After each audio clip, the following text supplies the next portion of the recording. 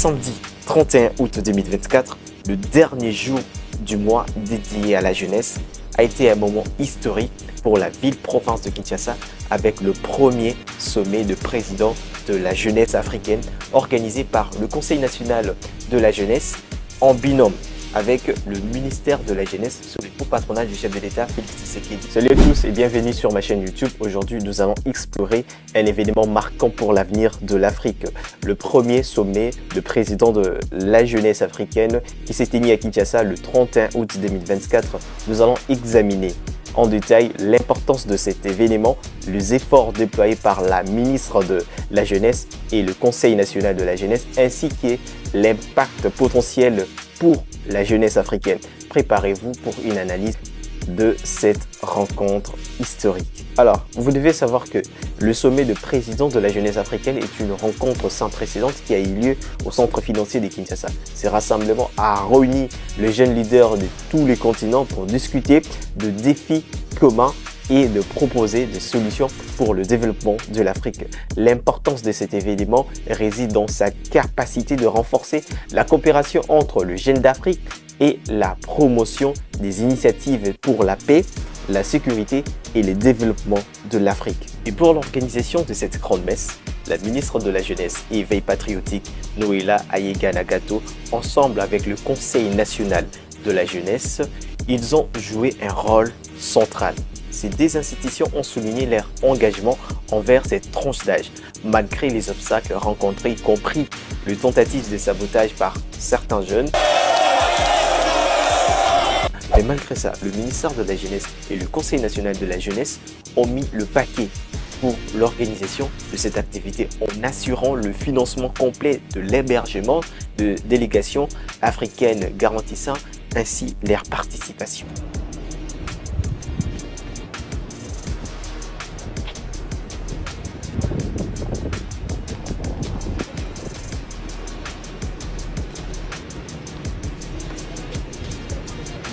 Et le travail abattu par ces deux institutions ont permis de créer un espace de dialogue constitutif pour le jeune leader de l'Afrique.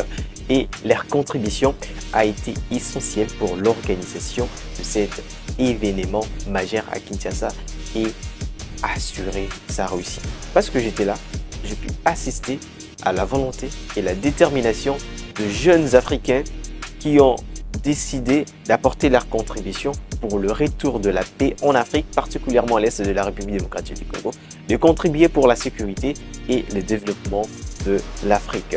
Et ensuite, ces sommets ont ouvert une perspective importante pour la jeunesse africaine, notamment en termes de participation au processus de décision et de formulation de stratégies pour le développement de l'Afrique. La réussite de cette activité fait suite aux efforts remarquables de la ministre de la Jeunesse, du Conseil national de la jeunesse et de jeunes leaders eux-mêmes.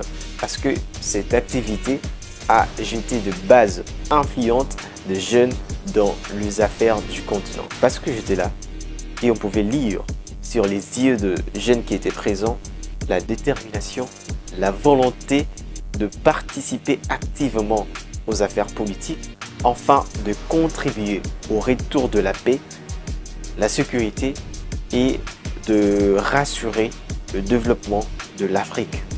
Et puis cette analyse m'a permis de soulever 3 points. Premièrement, l'importance pour la RDC d'avoir organisé ce premier sommet de présidents de la jeunesse africaine. Deuxièmement, le défi de l'inclusion et la nécessité de répondre aux besoins de jeunes moins favorisés. Et puis troisièmement, la résilience et l'action. 1. L'importance pour la RDC. Le choix de Kinshasa comme hôte du premier sommet de présidents de la jeunesse africaine est un honneur considérable pour la République démocratique du Congo. Parce qu'en étant le premier pays organisé à telle activité, la République démocratique du Congo se positionne comme un leader dans la promotion de la jeunesse sur le continent africain. Et cela reflète non seulement l'importance croissante de la République démocratique du Congo sur la scène continentale, mais aussi son engagement envers le développement durable et la paix à travers la jeunesse. Deuxièmement, le défi de l'inclusion et la nécessité de répondre aux besoins de jeunes moins favorisés. L'un des défis majeurs rencontrés lors de l'organisation du sommet a été l'inclusion de jeunes de milieux défavorisés. Bien que les invitations aient été données ou soit envoyées à des jeunes leaders de divers horizons, de nombreux jeunes issus de milieux défavorisés n'ont pas eu l'opportunité de participer. On pouvait voir dans la salle que la moitié de la salle était complètement vide.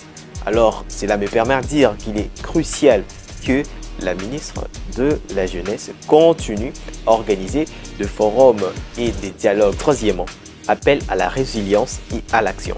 Malgré les tentatives de sabotage par certains détracteurs, la ministre de la Jeunesse a montré une résilience remarquable. Ces obstacles n'ont pas freiné son engagement envers la jeunesse. Mais il est essentiel que la ministre continue de faire preuve de détermination pour surmonter le défi et s'assurer que les initiatives, soit de telles initiatives, puissent continuer. Et l'inclusion de jeunes de milieux moins favorisés doit rester une priorité et de mesures doivent être prises pour garantir que tous les jeunes aient la possibilité de participer aux discussions et de contribuer au développement de leur pays. Ouais, notre pays, la République démocratique du Congo, on n'a que ça comme pays. Et malgré les difficultés et les défis rencontrés pour l'organisation de cette grande messe, je dois ici saluer les efforts du Conseil national de la jeunesse, du ministère de la jeunesse d'avoir montré un engagement fort et une résilience admirable.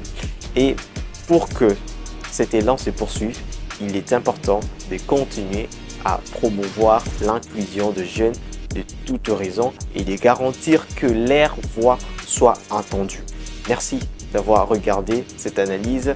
Si vous avez trouvé que la vidéo est utile, abonnez-vous pour plus de contenu sur les grandes lignes des événements qui façonnent notre pays. J'ai bien dit. Je n'ai pas commis une erreur, j'espère. Voilà. À plus.